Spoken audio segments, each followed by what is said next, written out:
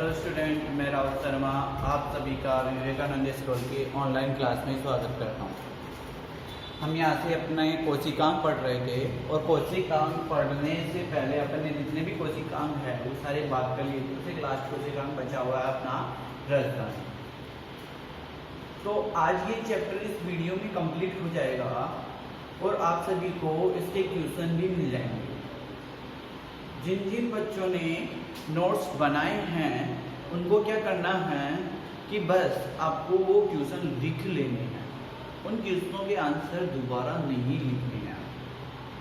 वैसे तो बहुत सारा काम हो जाएगा आपके लिए, लेकिन क्या करना है, आपको क्वेश्चन लिख लेना है पीछे के पेज में, जहाँ से चैप्टर खत्म होगा उसके पीछे के पेज में। और क्या करना है, पेंसिल लेना है और पेंसिल लेके आपको उसी नोट्स में लगा देना है कि इस क्वेश्चन का आंसर ये है। जैसे यदि मैं बात करूं तो कोशिका किसे कहते हैं, मैंने आपको ये क्वेश्चन दे दिया और मैंने शुरुआत में फर्स्ट पॉइंट ये लिखवाया था कि कोशिका किसे कहते हैं। तो आप क्या करना है, उस पेंसिल को एक जैसे अपन क्वेश्चन आंसर लगाते हैं कि पहले का आंसर अपने पास ये है, तो वहाँ भी क्या करना है, आपको वैसे ही आंसर लगा देना है कि पहले का आंसर आपके पास ये है। अब अपन अपना टाइम खराब नहीं करके अपन यहाँ बात करते हैं रजदानी। देखिए रजदानी जो होती है ना, ये एकल झिल्ली से घिरी होती है। कि जैसे अपन ने वहाँ जो बात की थी एकल झिल्ली से घिरी होती है,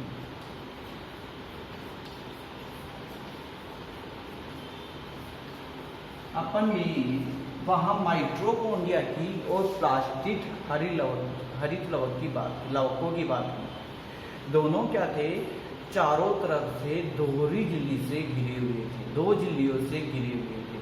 जबकि ये रजदानी जो होती है क्या होती है, एकल झिल्ली से, एक ही प्रकार की झिल्ली से घिरी होती है। इसे अपन टोनोप्लास्ट भी कहते हैं। इसे क्या कहते हैं अपन, टोनोप्लास्ट भी कहते हैं।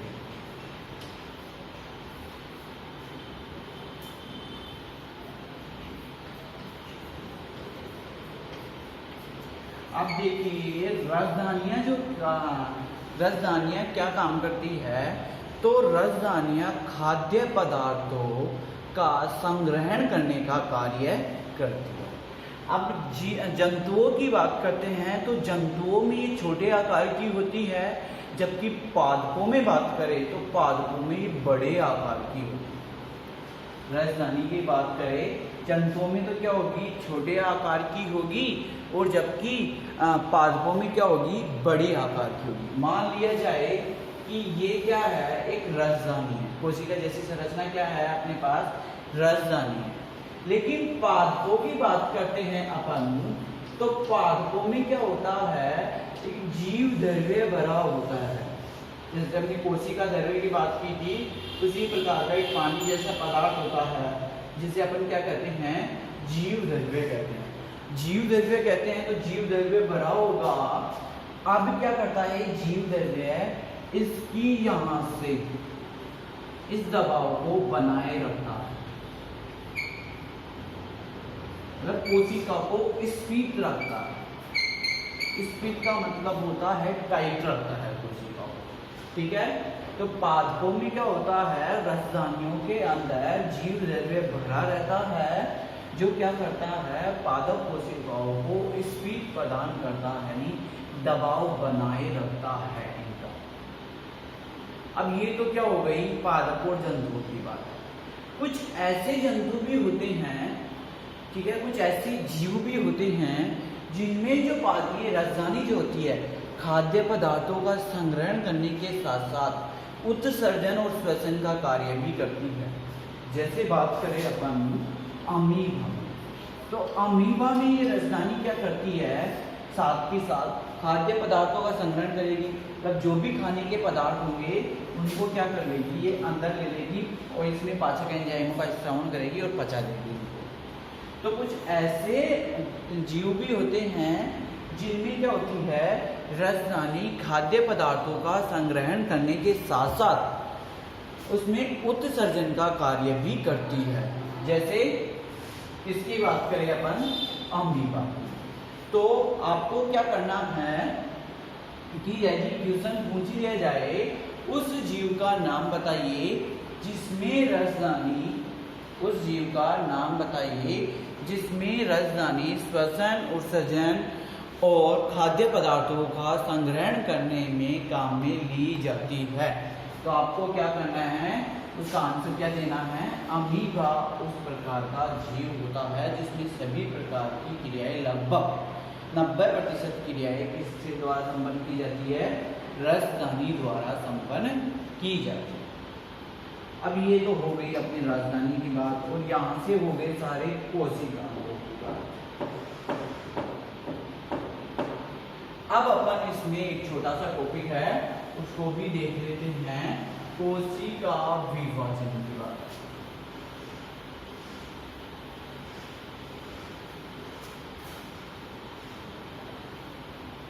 क्या कर लेंगे अपन, इसमें देख लेंगे कोशिका विभाजन की बात।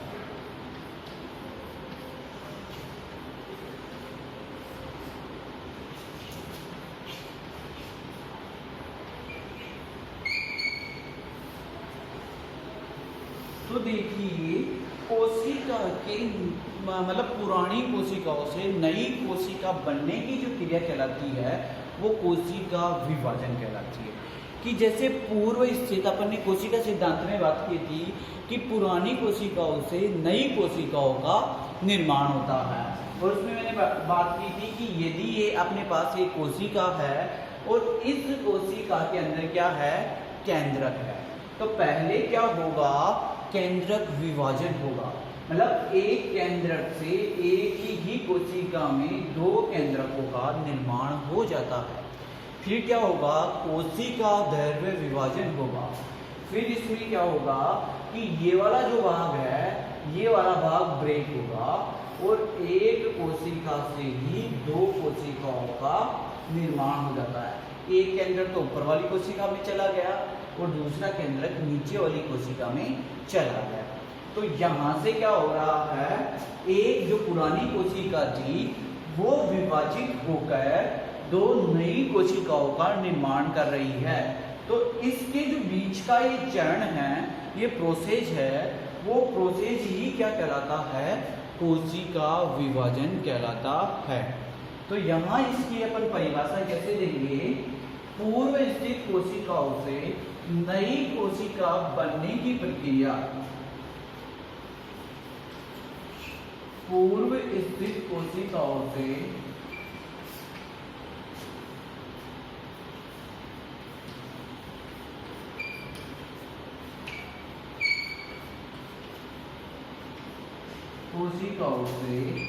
नई कोशिका बनने की प्रक्रिया, नई कोशिका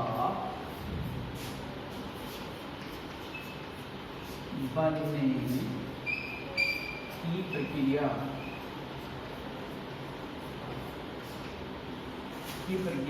कोशिका विभाजन कहलाती है।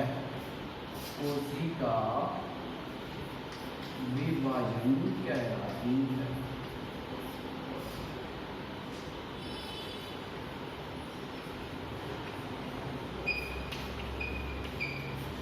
ठीक है, तो ये क्या हो गया, कोशिका विभाजन हो गया।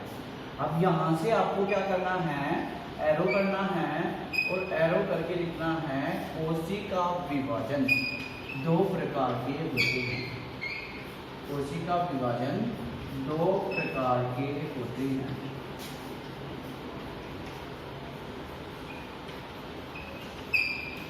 कौन कौन से, अगर मैं फर्स्ट एक ही बात करता हूँ तो कोशिका जो विभाजन होगा वो कौन सा होगा, समसूत्री विभाजन। और मैं दूसरे की बात करता हूँ तो क्या होगा, अर्धसूत्री विभाजन।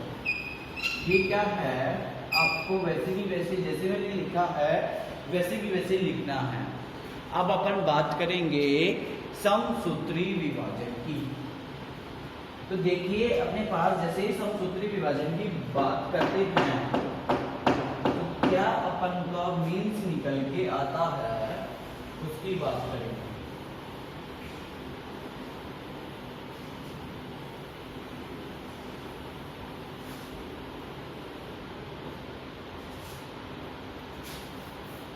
यहाँ अपन बात करेंगे समसूत्री। देखिए क्या होता है, यदि एक कोशिका होती है, और वो मैंने आपको पहले भी बताया है कि एक कोशिका के अंदर क्रोमोसोम्स, जिन्हें अपन गुणसूत्र कहते हैं, गुणसूत्रों की संख्या 23 जोड़े होते हैं। टोटल 46 गुणसूत्र होते हैं, लेकिन कितने जोड़े होंगे? 23 जोड़े होते हैं। तो क्या होगा, 22 जोड़े तो नर और मादा दोनों में समान होते हैं, लेकिन जो 23वां जोड़ा होता है वो दोनों में अलग अलग होता है। मादा की बात करते हैं तो उनमें 23वां जो गुणसूत्र जोड़ा होता है एक्स पाया जाता है। और यदि अपन मतलब नर की बात करते हैं तो उनमें XY गुणसूत्र पाया जाता है 23वें जोड़े में। ठीक है, तो यहाँ जो है देखिए समसूत्री, सम का मतलब होगा यहाँ समान, और सूत्री का मतलब होता है यहाँ गुणसूत्र। तो ये ऐसा विभाजन है, क्या होगा इसका मतलब? गुणसूत्र। ये ऐसा विभाजन है जिसमें समान गुणसूत्र होंगे, मतलब जनक में भी समान होंगे, माता पिता में भी समान होंगे, और उनकी जो उत्पन्न संतान हो रही है उनमें भी क्या होंगे? समान होंगे। गुणसूत्रों की संख्या हमेशा क्या रहेगी? उनमें समान रहेगी।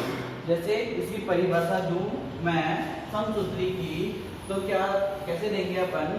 ऐसा विभाजन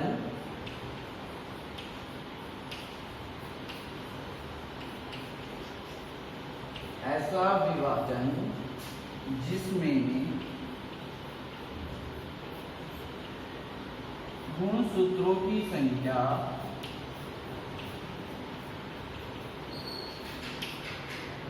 संतति कोशिका में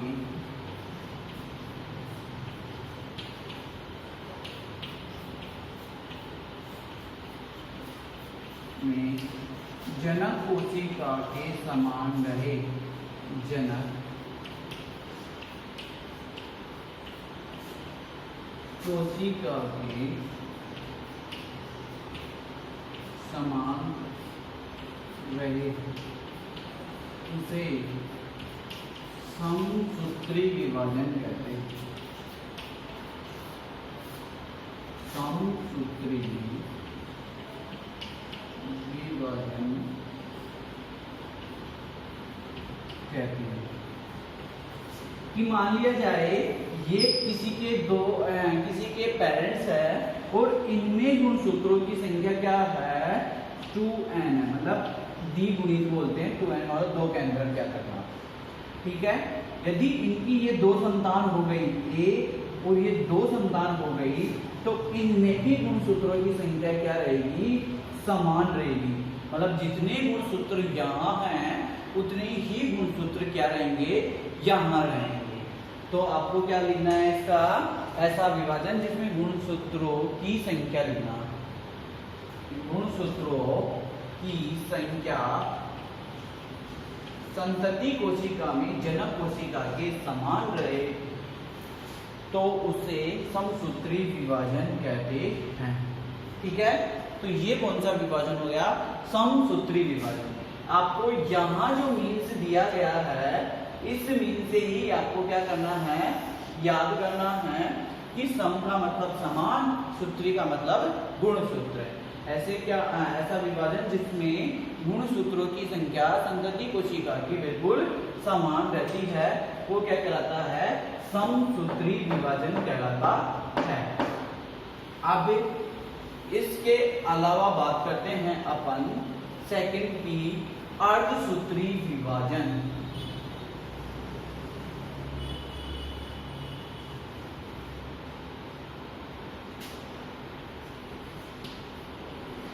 अर्धसूत्री, देखिए वही जो अपन इसको क्या कर लेंगे? संधि विच्छेद कर लेंगे। संधि विच्छेद करके अर्ध का मतलब क्या हो गया? यहाँ आधा, या सूत्री का मतलब क्या हो गया? गुणसूत्र। ऐसा विभाजन जिसमें गुणसूत्रों की संख्या संतति कोशिका में जनक कोशिका की आधी रहे, जनक कोशिका की आधी रहे, उसे अपन क्या कहेंगे? अर्धसूत्री विभाजन कहते हैं। क्या कहते हैं? उसे अर्धसूत्री विभाजन कहते हैं। आप लोगों को करेक्शन नहीं करना है कहीं आप उसी समसूत्री में काट के करने लग जाओ, नहीं, आपको दूसरी परिभाषा लिखनी है, ठीक है। तो ये जो है अपना चैप्टर फिनिश हो गया। इस चैप्टर के बाद में आज आपको इसके क्वेश्चन मिल जाएंगे। जो मैंने प्रोसेस बताया है आपको वही करना है। आगे का अपन नेक्स्ट चैप्टर पढ़ेंगे। धन्यवाद।